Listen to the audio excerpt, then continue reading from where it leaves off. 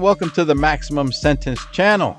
My name is Paco Rivera. Here we discuss recent crimes and convictions and a maximum penalty handed down. You can also follow me on Facebook for updates and more.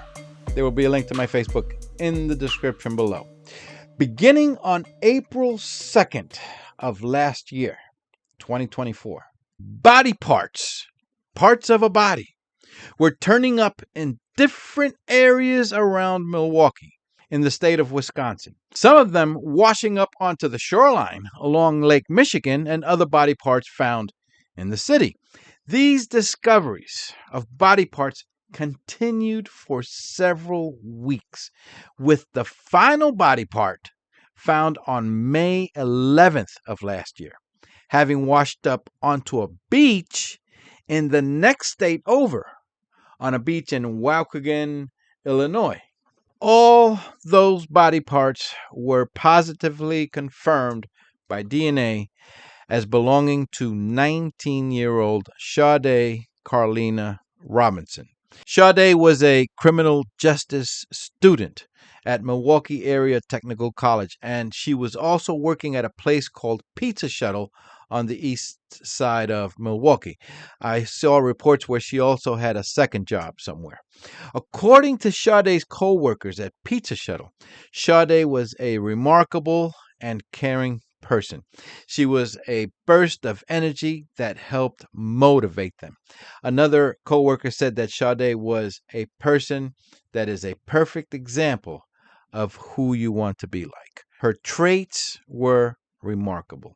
Sade was also single, and at her age, 19, she was, like many others her age, looking for the right companionship, looking for Mr. Right, looking for romance. And she thought she had met that man when she met Maxwell Anderson, who at one time served with the United States Navy. Now, as I have learned over the years doing these presentations, reports are never consistent. Some reports have stated that Sade and Anderson met on a dating app or online matchmaking site. Other reports indicate that there was never a dating app involved, that Sade and Anderson learned of each other by a mutual friend, a friend of Sade's who was also a friend of Anderson's, who was playing Cupid and established the connection between them. Now, if we were to believe another friend of Maxwell Anderson, who would later tell authorities that several weeks before Sade Robinson was killed, he had visited Maxwell Anderson's home, and Anderson invited him to the basement to show him something. The friend said that down in the basement there was a very large plastic tarp spread out on the floor, and there were some saws beside it.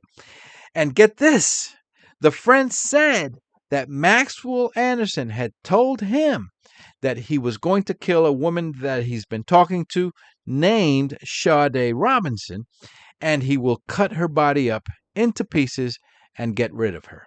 If what this friend has said is true, this means that Anderson and Sade began communicating several weeks before meeting in person, and that his full intent was not to establish a romantic relationship, but to commit cold-blooded murder. It was planned. My question here is, why in the world that friend of Anderson never reported to anyone what Anderson had told him? That just boggles my mind. Both Sade Robinson and Maxwell Anderson met in person for the first time at a bar called Victor's, where Maxwell was working as a bartender. This was about a week before she was killed. Anderson served Sade some drinks, and they talked for a while. I'm guessing that in Sade's mind, they must have hit it off really well, because over the following days, for about a week, both continued texting each other. And they made plans to meet for their first official date on Monday, April 1st, 2024, April Fool's Day. They agreed to meet at a restaurant called Twisted Fisherman in Milwaukee. Here we see Maxwell Anderson arriving at Twisted Fisherman. The reports are that he had arrived there after taking an Uber. And moments later, we see Sade arriving there for what will be Sade's and Anderson's first date. The two have dinner together and some drinks at Twisted Fisherman. After a couple of hours, they both go in Sade's car, a 2020 dark blue Honda Civic, to another bar called Duke's on Water, where Anderson was formerly employed as a bartender, and while there, he picked up his W-2 so that he can file his taxes. Sade and Anderson, seen here sitting at the end of the bar, had several more drinks at Duke's on Water, and sometime about 9 o'clock that night, they both got back in Sade's Honda Civic and went back to Maxwell Anderson's home. Now, what we know happened over the following hours, we know from evidence gathered by investigators regarding that time period. Photos taken sometime after midnight, now Tuesday, April 2nd, show Sade on the couch mostly face down, and she appears to be either completely knocked out, unconscious, or she is dead. And in the pictures, it shows Anderson pulling off her clothes, and another picture shows Anderson's hand groping Sade's breast. By the way, Anderson had deleted all those photos from his cell phone, but of course, they were recovered in a forensics lab. It is almost certain that Sade was killed in that house, and she was dead in those pictures. Location data from Sade's cell phone then showed movement from Anderson's home to several spots around Milwaukee, and then arriving at Warnemont Park, which also has a beach area at the bottom of a bluff located beside Lake Michigan. Sade's cell phone shows arriving at that location at 2:45 in the morning. Surveillance cameras in the area also show the Honda Civic arriving in that park. Before I continue with this, I want to tell you about a woman named Chloe who testified in court about that beach. Chloe and Maxwell Anderson had dated for several months in the year 2023. She told the court that she and Anderson went often to this place, Warnemont Park, where they just hung out, had some drinks and snacks, made a campfire a couple times, and talked. Other times they were there, Chloe had read from a book that she took with her. Chloe had said that besides several bars around Milwaukee, this seemed to be one of Maxwell Anderson's favorite places to go, and that he referred to this place as his secret beach. Back to 2:45 in the morning of April 2nd. Sade's cell phone and surveillance camera show the dark blue Honda Civic entering Warnemont Park, and a silhouetted shadowy figure, it was very dark, a silhouetted figure first goes to an area called the Pump House. Investigators believe that it was there, near that pump house, that the body of Sade Robinson was cut into pieces. Surveillance cameras then show the shadowy figure descending a bluff onto the beach, where it is believed Anderson tossed several body parts into the lake. He apparently kept with him 1 foot and some other body parts. Yeah, it appears Anderson kept 1 foot, because that foot was found later in a playground in the city. Your guess is as good as mine as to why Anderson decided to keep 1 foot and a few other body parts instead of tossing it all into the water.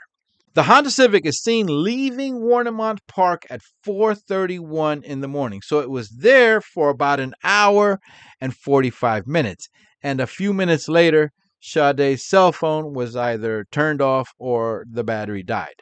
A few hours later, now into the morning, 2 women were walking along a road near the 1800 block of North 29th Street in Milwaukee when they see a man next to a dark blue Honda Civic who was flicking a lighter and then tosses the lighter into the car, causing the entire car to burst into flames. We would later learn that that car had been doused in gasoline. The two women are shocked by what they are seeing. Then the man turns around and sees them. He looks straight at them. And according to these two witnesses, the man appeared spooked. That's the word that they used, spooked. And he ran off. The women called 911 and yelled at the dispatcher that they just saw a man set a car on fire. Those two women would later positively identify that man that they had seen as Maxwell Anderson. Just a few minutes after those women called 911 to report the car on fire, Maxwell Anderson gets on a city bus, the Milwaukee County Transit System. And we know this because surveillance cameras on the bus clearly show Anderson's face while he's getting on the bus and riding it back to his home. And shortly after arriving home, Anderson turns on his cell phone because apparently he either didn't take it with him or he had turned it off for the night. I wonder why. And he sends a text message to Sade Robinson. In the text message, he writes, "Good morning. How is everything at work?" Much of the rest of that Tuesday was fairly quiet in Milwaukee regarding this case. Maxwell Anderson had even gone to work. But that all changed at about 5:30 in the evening when someone walking along Warnemont Park finds a human leg belonging to a black woman near the bottom of a bluff leading over to the beach and Lake Michigan. So we know that Anderson kept a foot and some other body parts after tossing some of the parts into the lake. And now we see that he had apparently decided to leave behind one leg on the bluff that he was descending to get from the pump house to the shoreline. Did he forget that it was there?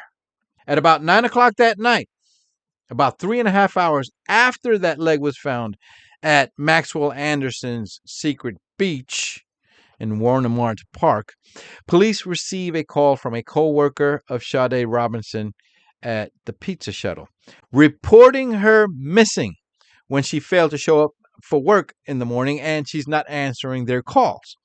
Sade's co-workers knew something was terribly wrong when the very reliable employee did not show up and they were unable to reach her. Now, in most cases, police typically don't respond quickly to a report on a missing 19-year-old woman, unfortunately. Not so fast, anyway. But this call was taken very seriously because of the human leg that was discovered a few hours earlier. It only took a day or two of digital forensics for investigators to trace everything back to Maxwell Anderson as the person who was last with Sade and who had torched Sade's Honda Civic. Anderson was arrested on April 4th, a Thursday, and his house was searched. On Saturday, April 6th, a human foot was found in a playground near North 31st Street and West Galena Street, very near where Sade's car was set on fire. On the following day, Sunday, April 7th, some more body parts are found near 31st and Walnut Streets. On April 12th, Anderson is formally charged with first-degree intentional homicide, mutilating a corpse, and arson. On April 18th, Sade Robinson's torso and arm were discovered in a remote tree-lined stretch of beach in South Milwaukee that had washed up from the lake. And on May 11, 2024, this is almost 6 weeks after that fateful first date, Sade Robinson's arm washed up on a beach in Waukegan in the state of Illinois, the next state over south. Sade Robinson's head has never been found. On June 6th of this year, 2025, Maxwell Anderson was found guilty of all charges, and in August, he was sentenced to life in prison without the possibility of parole. Anderson continues to maintain that he is innocent and that he will appeal his conviction and sentence. Please go ahead and hit the subscribe button for more of these true crime stories so that you're alerted when the next one comes out. You can also follow me on Facebook for updates. There will be a link to my Facebook in the description below. My name is Paco Rivera. Thank you for watching. Take care and bye for now.